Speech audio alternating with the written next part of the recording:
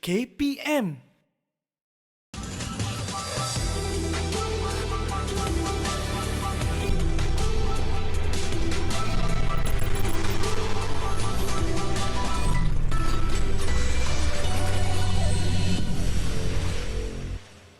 Buletin Didik 5 Mac bersama saya Zaiti Zubir. Assalamualaikum dan salam sejahtera. Langkah intervensi awal melalui pembelajaran sepanjang hayat, pendidikan awal yang lebih baik dan akses digital secara meluas akan membantu merapatkan jurang pendapatan serta menyediakan peluang yang sama untuk rakyat dalam jangka masa panjang. Perdana Menteri Tan Sri Muhyiddin Yassin berkata untuk tujuan ini, Malaysia telah memperuntukkan hampir 3 bilion ringgit untuk kemahiran dan peningkatan kemahiran bakat yang ada pada masa ini sejak tahun lepas sebagai permulaan untuk mempromosikannya. Rancangan Malaysia untuk menyediakan 150,000 pelajar dari keluarga berpendapatan rendah dengan komputer riba bersama dengan pakej data terhad percuma melalui tajaan sektor swasta serta pelancaran inisiatif gentian 5 tahun di bawah Pelan Jalinan Digital Negara Jendela akan menyediakan kesaling hubungan yang lebih baik di sekolah-sekolah luar bandar dan kawasan terpencil. But more needs to be done. And these collective efforts to promote social mobility in turn will help create a stronger economic growth. Beliau berucap merasmikan Forum Ekonomi Belia 2021 bertema A Brave New World yang diadakan secara maya. Jelas Tan Sri Muhyiddin, pemulihan ekonomi global hanya dapat mampan sekiranya sesuatu itu disediakan secara adil dan saksama kepada semua. Untuk mengatasi ketidaksamaan secara berterusan, beliau berkata perhatian harus diberikan untuk mengatasi peluang yang tidak sama, bukan hanya hasil yang tidak sama. Beliau berkata kerajaan telah memperkenalkan Wawasan Kemakmuran Bersama WKB 2030 sebagai kesinambungan daripada Wawasan 2020. Menerajui Kementerian Pendidikan KPM dalam situasi pandemik COVID-19 disifatkan sebagai setahun yang mencabar. Apatah lagi ia melibatkan proses pengajaran dan pembelajaran PNP.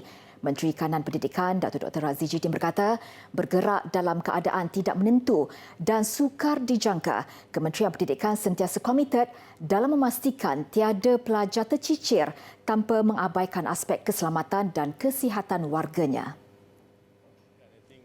Datuk Dr. Razzie menjelaskan semua keputusan yang dibuat adalah berlandaskan data, analisa dan maklumat terkini yang diperoleh hasil perbincangan pelbagai pihak. Ia termasuk keputusan untuk menutup dan membuka sesi persekolahan. From day one, kalau saudara-saudara ingat, antara kenyataan media pertama kementerian pun, kita sebutkan bahawa memandangkan sekolah ditutup, maka pengajaran dan pembelajaran dilaksanakan di rumah berdasarkan kesesuaian guru dan murid. Itu merupakan pendekatan peringkat awal. Kita dah bincang di peringkat awal pertama kali sekolah ditutup pada bulan Mac 2020 bahawa kekangan kita adalah dalam konteks akses kepada internet dan juga peranti. Kita bagi seluas-luasnya ruang kepada guru untuk memilih apa sahaja pendekatan yang sesuai. Ada cikgu yang buat modul hantar. Kemudian ibu bapa datang pulangkan balik sama ada ke sekolah ataupun melalui PIBG dan sebagainya. Pelbagai pendekatan yang digunakan. Walaupun sukar, alhamdulillah saya rasa ibu bapa memahami bahawa itu adalah cabaran yang mereka perlu lalui. Ibu bapa memahami itulah antara cabaran yang perlu dilalui dan alhamdulillah we managed to untuk meneruskan pengajaran dan pembelajaran secara di rumah. Mengorak ke hadapan, langkah mewujudkan TV pendidikan juga adalah wajar dalam memastikan penggunaan sumber yang optimum selain sebagai persediaan dalam menghadapi sebarang situasi. Keputusan nak buat ni kita dah ambil kira. Sekiranya perkara ini prolong, ini kegunaan didik TV. Sekiranya penutupan sekolah ini berterusan, ini kegunaan didik TV.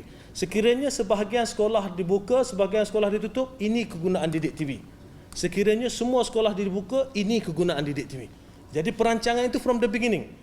Bergerak seiring dengan perkembangan teknologi pula, beliau turut menzahirkan hasrat untuk membangunkan pendidikan secara digital.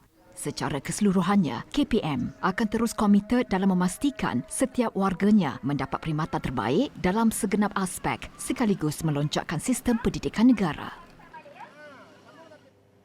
Ibu bapa yang mempunyai anak berumur 5 atau 6 tahun bagi memasuki persekolahan pada tahun hadapan, kini pendaftaran persekolahan tahun 1 bagi sesi 2022 dan 2023 telah pun dibuka. Prosedur permohonan pendaftaran anak ke tahun 1 mengikut pilihan sekolah di bawah Kementerian Pendidikan KPM boleh dibuat secara dalam talian melalui laman sesawang rasmi Sistem Pendaftaran Dalam Talian KPM. Ibu bapa dan penjaga dinasihatkan peka terhadap tarikh permohonan pendaftaran sekolah anak-anak.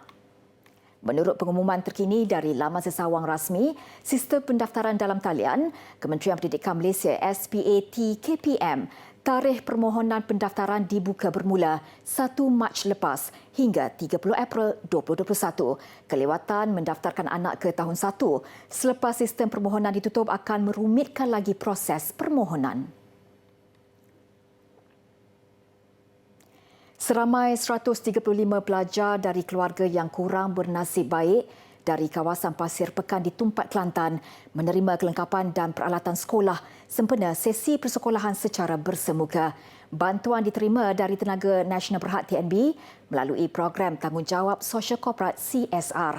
Penyerahan bantuan disempurnakan oleh Ahli Majlis Mesyuarat Kerajaan Negeri yang juga Adun Pengkalan Kubur, Wan Roslan Wan Hamad yang mewakili Menteri Besar Kelantan, Datuk Ahmad Yaakob. Wan Roslan berkata usaha itu memberi sinar dan galakan kepada pelajar tahun 3, 4, 5 dan 6 yang akan memulakan sesi persekolahan pada 8 Mac depan. Menurutnya, TNB memperuntukkan sebanyak RM20,000 yang membabitkan bantuan seperti pakaian sekolah, kasut dan beg bagi murid dalam Parlimen Tumpat. Kita ucap terima kasihlah kepada pihak TNB yang bersama-sama menyantuni khususnya masyarakat pelajar lah. Ibu bapa membantu masyarakat ibu bapa meringankan beban untuk anak kembali ke sekolah. Hari ini complete lah satu set untuk pelajar-pelajar sekolah rendah.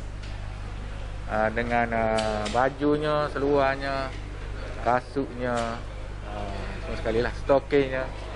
InsyaAllah mereka ni complete boleh pergi sekolah lah. 8 bulan. Beliau berkata demikian pada sidang media selepas perasmian dan penyampaian bantuan program ceria sekolah di Wisma Ibadur Rahman di Pasir Pekan, Tumpat. Turut hadir Setiausaha Politik Menteri Besar Ustaz Muhammad Asri Mat Daud dan Pengurus Besar TNB Negeri Kelantan dan Terengganu, Mustafa Kamal Yaakob.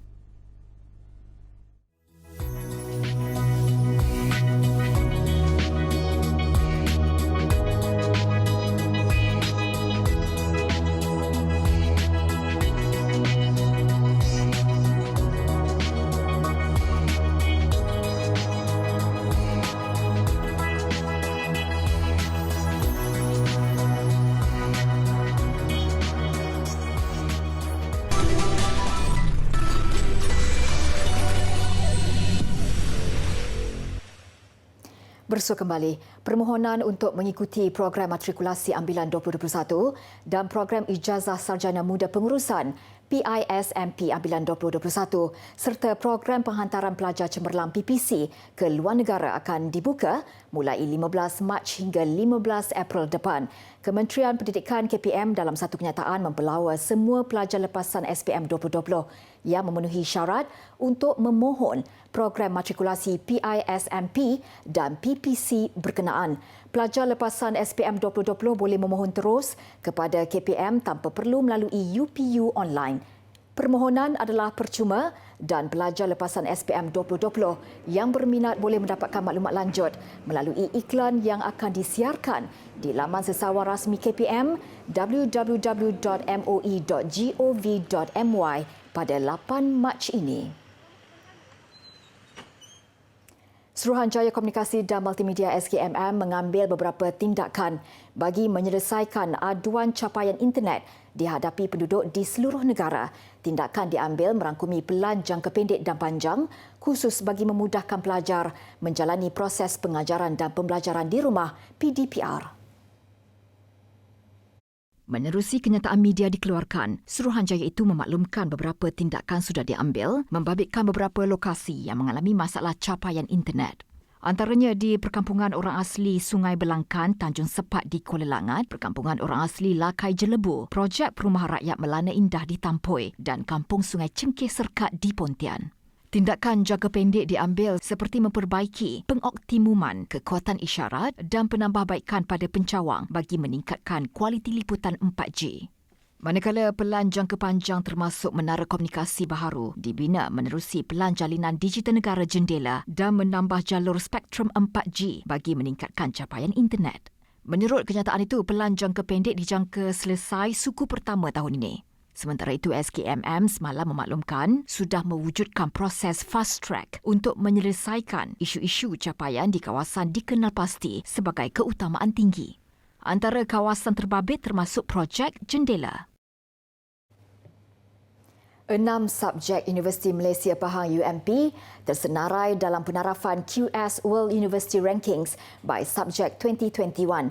Subjek berkenaan adalah kejuruteraan dan teknologi, kejuruteraan kimia, kejuruteraan elektrikal dan elektronik, kejuruteraan mekanikal aeronautik dan pembuatan sains tulen kimia dan sains tulen sains bahan. Bidang kejuruteraan dan teknologi memperkukuhkan kedudukan melonjak di tangga 358 terbaik dunia berbanding 386 tahun lalu, sekaligus menjadikan bidang itu di tangga ke-7 terbaik di negara ini.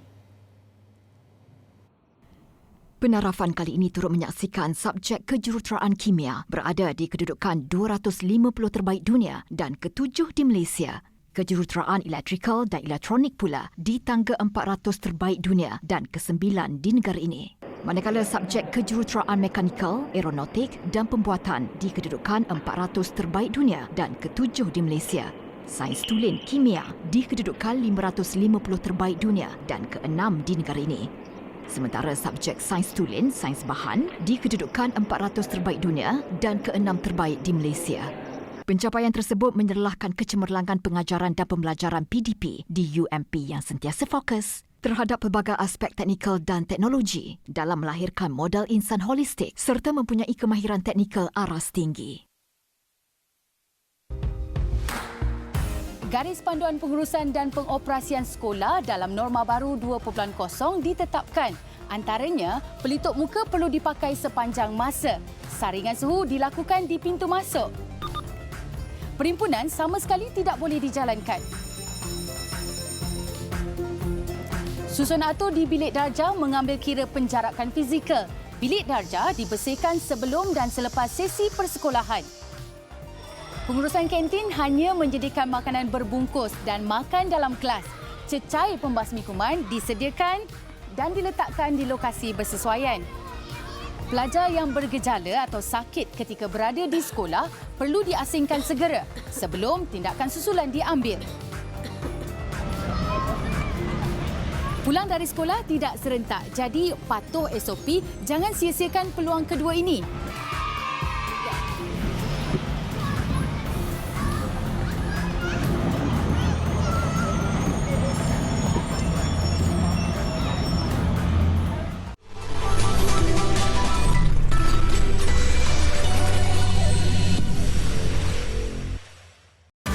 Didik TV sangat membantu dalam persiapan saya menuju ke SPM. Jadi saya harap Didik TV dapat diteruskan pada masa akan datang.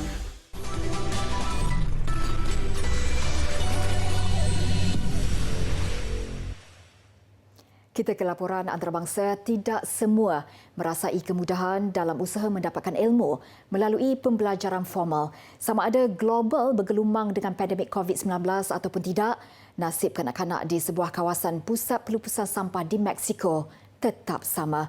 Hak mereka seolah-olah dinafikan, malah dalam era globalisasi ini, fungsi televisyen pun kedengaran sangat asing bagi kelompok berkenaan.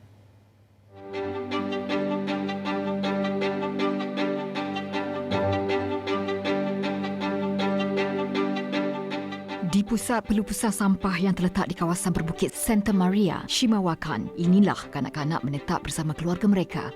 Hampir kesemua keluarga kanak-kanak ini bekerja di pusat berkenaan dan ada ketika kudrat golongan ini dikerah bagi meringankan beban kedua orang tua. Maka tidak hairanlah pendidikan bukan keutamaan bagi mereka. Ekoran itu sebuah agensi bukan kerajaan NGO melaksanakan inisiatif khusus untuk mendidik mereka mengenali fungsi internet.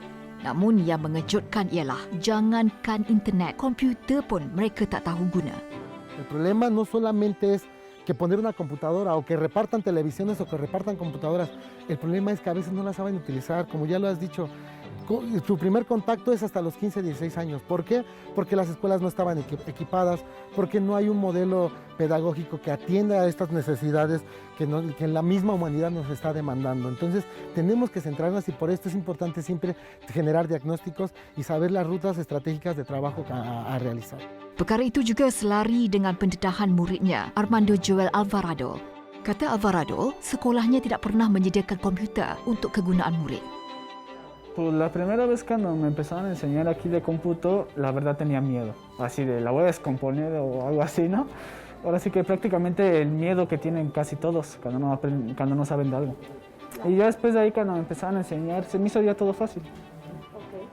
Pues muy buena, la verdad he aprendido mucho. Antes yo no sabía utilizar computadora y aquí vine a aprender y a mí me gusta hacer deporte, me gusta mucho jugar fútbol y aquí vengo a mejorar mis conocimientos. Untuk rekod lebih 200 pelajar memperoleh ilmu asas internet sepanjang 6 bulan kelas itu dianjurkan. Selain itu, NGO sama turut mengajar kanak-kanak di kawasan ini untuk membaca, menulis serta mengira.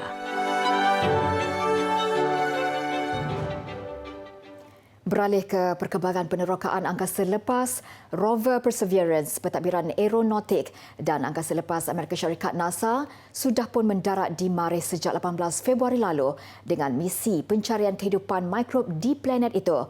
Malam ini Didik TV membawa anda mendekati apakah sebenarnya kenderaan robotik yang merupakan elemen utama dalam penyelidikan berkenaan. Setelah menempuh perjalanan sejauh 480 juta kilometer dalam tempoh 7 bulan, Perseverance kini telah pun mendarat di Jezero Marikh. Setibanya di planet merah itu, payung terjun yang sangat besar memperlahankan kenderaan itu sebelum pendorong menstabilkan platform beberapa meter dari permukaan. Ia kemudian diturunkan menggunakan sistem tali kekang di mana manuver memerlukan masa 7 minit. Objektifnya adalah untuk mencari penuncuk kehidupan yang pernah mendiami Marikh. Untuk itu, saintis berharap dapat menemui bakteria maupun mikrob fosil.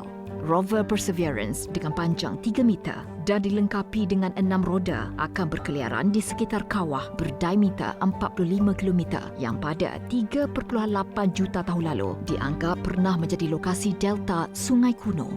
Kenderaan ini dilengkapi dengan 7 instrumen saintifik termasuk Supercam yang akan mempelajari kimia dan mineralogi batu serta tanah di Marikh, termasuk Ingenuity iaitu helikopter mini eksperimental seberat 1.8 kg yang akan melakukan penerbangan pertama di planet lain.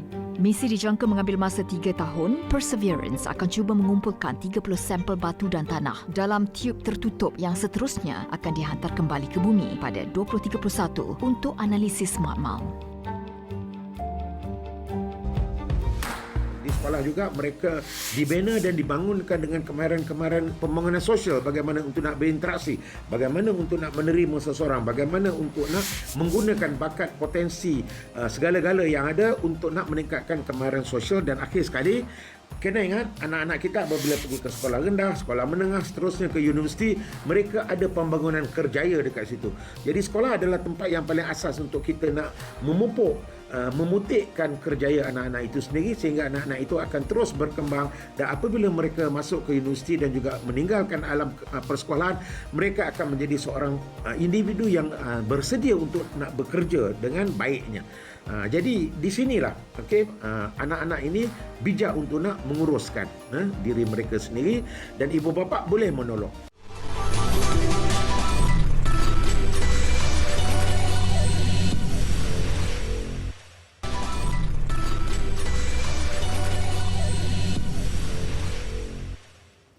Bersua kembali, BTS dan agensinya Big Hit memperbarui komitmen terhadap kempen Love Myself dengan menderma lebih $1 juta untuk kempen kesedaran itu. Usaha bersama tabung kanak-kanak Pertubuhan Bangsa-Bangsa Bersatu UNICEF itu adalah bagi mengajak kanak-kanak dan belia sentiasa menyayangi diri, menyebarkan kasih sayang dan bersatu hati, lebih-lebih lagi ketika pandemik. Kempen Love Myself yang bermula pada 2017 telah meraih hampir $3 juta serta menyebarkan mesej harapan dan kebaikan kepada golongan muda seluruh dunia. Selain menghentikan pengabaian dan keganasan, dalam perkembangan lain, persatuan yang mewakili industri rakaman muzik global, IFPI, menobatkan BTS sebagai artis paling laris 2020. Pengiktirafan itu sepadan dengan tahun yang amat bermakna buat BTS apabila melancarkan 3 buah album ketika dunia berdepan pandemik. Mereka juga adalah artis luar negara barat pertama diberi pengiktirafan sedemikian. Menurut Ketua Eksekutif IFPI, Francis Moore, BTS adalah fenomena global. Dan selepas melalui tahun yang sangat cemerlang pada 2020, mereka masih berusaha menjadi lebih kreatif dan mencari jalan untuk sentiasa berkongsi kisah dengan peminat. BTS juga katanya berjaya menyampaikan kuasa muzik secara positif dengan membawa kegembiraan ke seluruh dunia. Visual meluncur di kawasan pergunungan mengakhiri buletin didik malam ini. Dengan itu saya Zaiti Zubair, salam hormat dan Assalamualaikum.